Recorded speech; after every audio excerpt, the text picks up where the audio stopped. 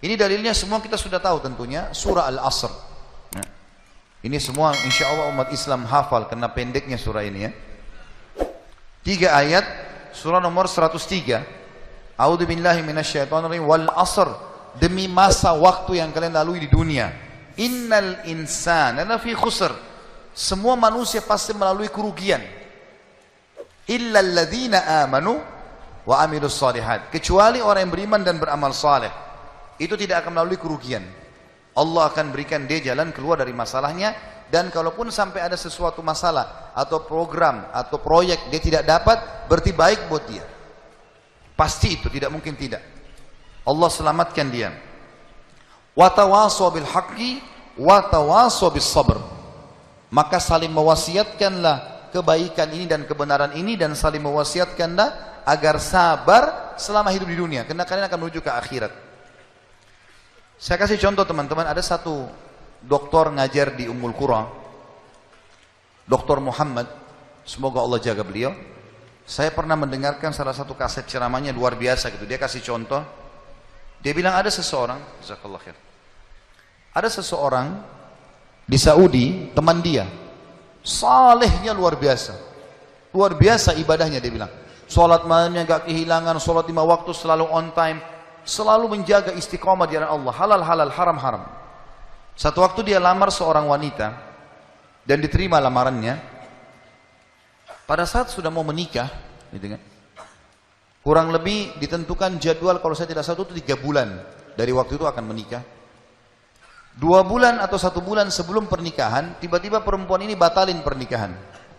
Batal pernikahan, nggak jadi nikah. Laki-laki ini bertanya kepada calon mertuanya, ada apa? Saya juga nggak tahu. Ditanya perempuan ini oleh orang tuanya, kenapa nak? Malu keluarga? Enggak, pokoknya saya nggak mau nikah sama laki-laki ini. Bersikeras si perempuan tidak mau nikah. Kata Dr. Muhammad, dia bilang, saya setiap kali ketemu sama teman saya ini, teman saya selalu berdoa. Saya dengar doanya, ya Allah kembalikan wanita ini pada saya suka sama dia. Luar biasa merengeknya sama Allah, gitu kan. Dan saya saking kesian sama dia, sampai saya mengatakan, ya Allah kabulkan buat dia. Luar biasa dia mohonnya sama Allah. Tapi uniknya kata Dr. Muhammad, enggak dikabulkan, enggak dikasih sama Allah. Sampai tiba hari H pernikahan yang ditentukan tanggalnya, perempuan ini akhirnya memang dia tunggu waktu itu, ada laki-laki lain lamar, diterima sama dia. Diterima pada saat itu. Diterima lamaran laki-laki baru. Waktu sudah menikah sama laki-laki itu, si orang soleh ini, temannya Dr. Muhammad, berhenti berdoa. Ya selesai, jadi istrinya orang, nggak boleh kita doa lagi kan. Maka Dr. Muhammad mengatakan, saya justru bertanya-tanya pada saat itu, di mana bentuk kasih sayangnya Allah kepada teman saya? Dia sudah soleh, janji Allah baik, mestinya dia dapat yang dia mau. Kenapa di sini luput? Nah ini yang saya bilang di poin ke-11, Allah selamatkan dari kerugian dan bahaya. Ternyata dia bilang, justru setelah perempuan itu nikah sama laki-laki yang jadi suaminya sekarang, saya baru tahu bentuk kasih sayangnya Allah pada teman saya. Karena ternyata baru sebulan menikah, perempuan ini periksa ke dokter, dia punya sakit di dada sebelah kanannya, maaf di payudara sebelah kanan.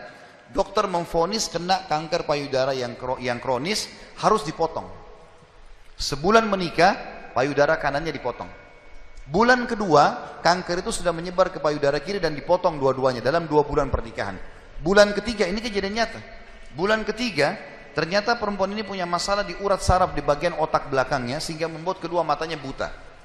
Dan bulan keempat, wanita ini meninggal dunia. Kata dia, Dr. Muhammad bilang, subhanallah, kalau teman saya yang jadi suami dia, maka dia tidak akan menikmati pernikahan. Tapi Allah selamatkan dia dengan caranya. Jadi kadang-kadang ada yang luput dari kita. Kita sudah mohon sama Allah, Allah belum kasih. Kalau Allah tidak kasih, teman-teman, yakin itu baik buat kita. Jangan sangka buruk sama Allah.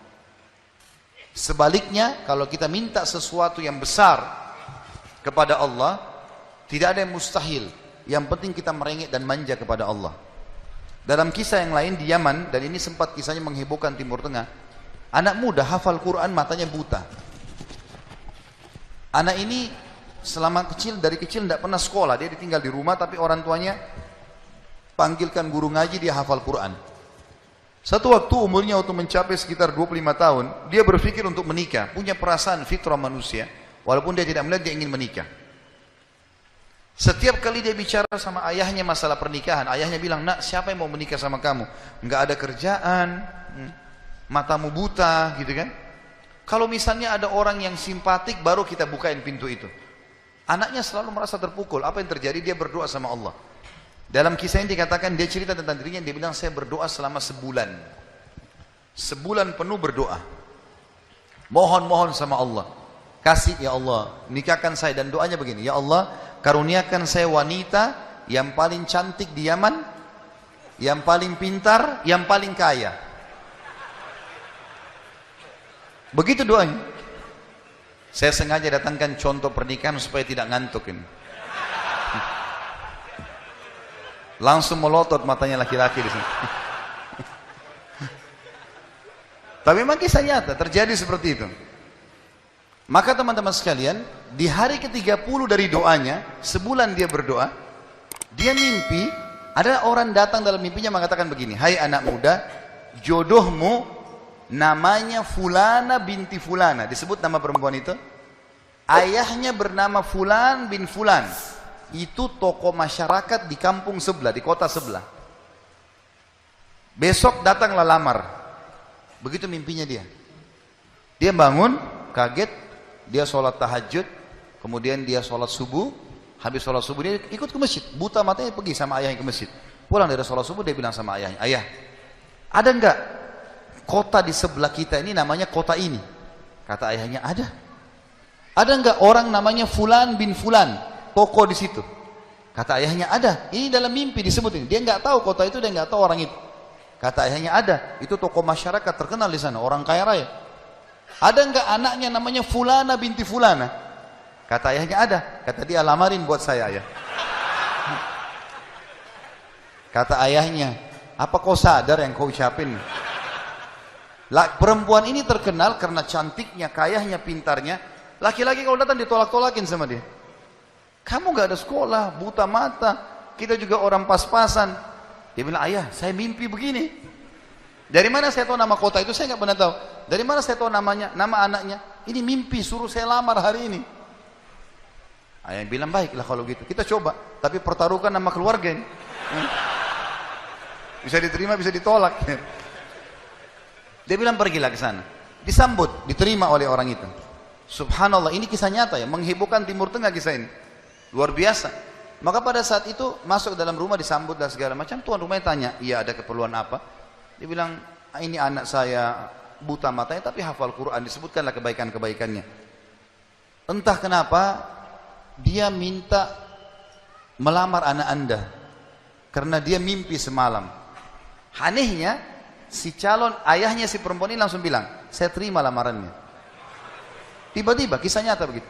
Yang ayahnya si laki-laki bilang, kenapa anda spontan terima? Dia bilang, karena saya juga mimpi tadi malam. Loh, kisah nyata. Dia bilang, saya juga mimpi tadi malam, kalau hari ini akan datang anak mantu saya, namanya nama anakmu ini. Cirinya dia. Matanya buta, hafal Quran, dari kampung sebelah kota kamu. Begitu mimpinya, luar biasa. Maka dia bilang, ayahnya bilang, tapi saya tidak tahu. Ini kan pagi-pagi, tadi habis sholat subuh, siap-siap datang. Dia bilang, saya belum, kata ayahnya perempuan ini, saya belum tanya anak saya. Tergantung, anak saya terima ya sudah, kalau enggak ya enggak. Kata mereka, baiklah. Masuklah si ayah ke kamar anak perempuannya. Ini ayahnya ini sudah biasa, begitu ditanya, nak ada yang minta, saya nggak mau. Sudah biasa, nolak. Kata dia, nak, dari kampung sebelah, kota ini, kampung ini ada si Fulan, matanya buta, mau melamar kamu. Anak perempuan itu bilang apa? Ayah nikahkan saya. Terima lamarannya. Kata ayahnya, bagaimana? Kau belum lihat orangnya? Dia bilang, tadi malam saya mimpi. Kisah nyata loh. Si perempuan itu mimpi. Mengatakan akan datang jodohmu besok, namanya Fulana bin Fulan, dari negeri kota sebelah, buta matanya, hafal Quran, terima lamarannya, karena itu suami terbaik. Menikah gara-gara itu. Makanya sahabat dalam berdoa. Kita ini kadang-kadang atau antum ini sering berdoa, baru 2 kali sudah ngomel sama Allah. Sebulan orang berdoa, beberapa hari, sabar. Jadi minta sama Allah tidak ada yang mustahil. Gitu kan?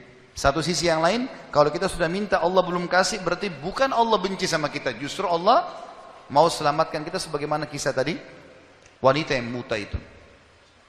Ini namanya contoh orang selamat dari kerugian. Allah selamatkan dengan caranya.